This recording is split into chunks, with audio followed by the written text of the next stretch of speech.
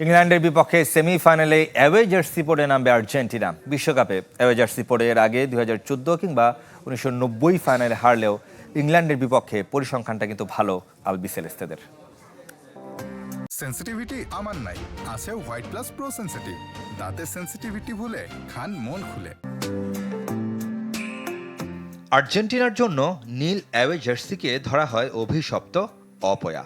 1990 বিশ্বকাপের ফাইনালে নীল জার্সিতেই মারাদোনার স্বপ্নভঙ্গ হয়েছিল জার্মানির কাছে হেরে, কিংবা সবশেষ 2014 বিশ্বকাপেও তাই। ডিমেন শেফটদের কাছে একমাত্র গোলের হারের সাক্ষী হয়েছিলেন লিওনেল মেসি, সেই নীল জার্সিতেই। তাই ইংল্যান্ডের বিপক্ষে অ্যাওয়ে জার্সি পরে খেলার সংবাদে শঙ্কিত বিশ্বজোড়া আর্জেন্টাইন ভক্তরা।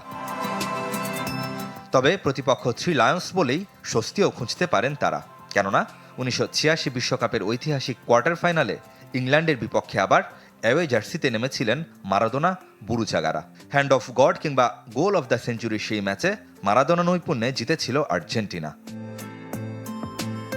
শুধু তাই নয়, 1998 এর রাউন্ড অফ 16-এও বাতিস্ততা উর্তেগাদের আর্জেন্টিনা অ্যাওয়ে জার্সি পরেই হারিয়ে দিয়েছিল ইংলিশদের।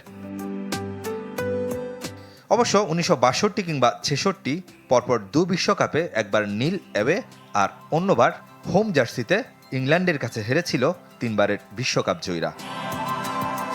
একটা সময় বিশ্বকাপে নিয়মিত দেখা হলেও 2002 সালের পর থেকে প্রতিপক্ষ হিসেবে অপরিচিত হয়ে উঠেছে দুদল। সবশেষ ওই আসরে ডেভিড বেকহ্যামদের কাছে হেরে গ্রুপ পর্ব থেকে বিদায় নিতে হয়েছিল মার্সেলো বিয়েলসার দলকে। সে ম্যাচে অবশ্য ঐতিহ্যবাহী হোম জার্সি পরেই কাঁদতে হয়েছিল ভ্যারন ক্রেসপোদের। রেদওয়ান শুয়েব, চ্যানেল 24।